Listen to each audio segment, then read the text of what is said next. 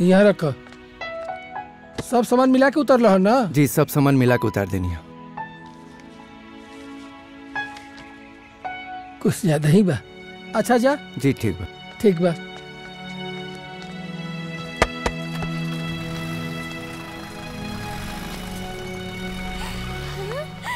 माई कितना नीक नीक और कितना महंगा महंगा सामान बाना।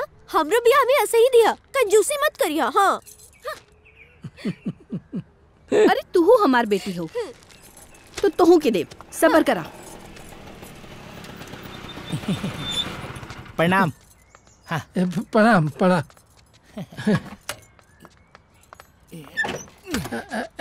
कैसे कैसे? अरे वो मालिक यहाँ भेजले है सामान के लिस्ट लेके। अच्छा अच्छा। बोले हाँ कि दहेज के सब सामान ब्रांडेड होके के चाहिए। हाँ अच्छा अच्छा। और दूल्हा के पिताजी भी स्पेशल बोले हैं। हाँ हाँ कि सब सामान ब्रांडेड होके के चाहिए। बिट्टू पानी लेके आवा।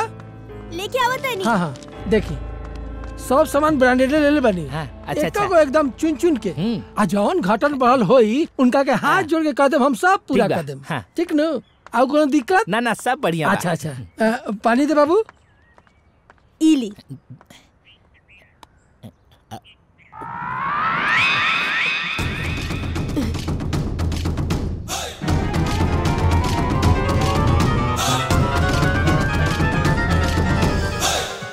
और कोनो सेवा होखे त? बहुत बा। अच्छा अच्छा।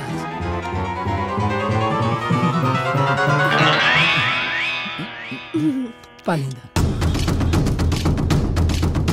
आराम से आराम से। हाँ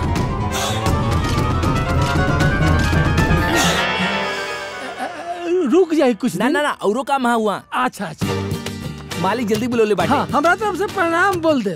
जी जी जी जी जी प्रणाम।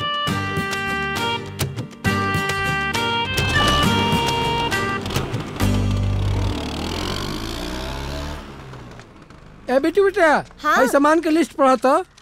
हाँ फ्रिज डबल डोर, अरे वाह, टीवी 36 इंच। और सुनी बाबूजी हाँ। अलमारी गोदरेज के। अरे बेटा अच्छा समय पर आ गेलू। देख लो सामान।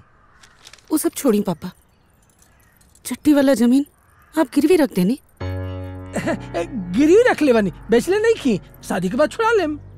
लेकिन पापा लेकिन कुछ ना बेटा, समझ लू 2 दिन बाद बारात आवे के बाद तार फालतू बात सुने के हमरा भी समय नहीं के। ये फालतू बात नहीं के पापा, हमरा बाद अभी बिट्टू भी बड़ी और बबलू के पढ़ाई खातिर बाहर भी तो भेजे के रहे ना। ये सब कैसे हुई? इतना सारा खर्चा एक साथ कैसे हुई? एक बात कही, बेटा भाग्य से मिलेला और बेटी सौभाग्य से।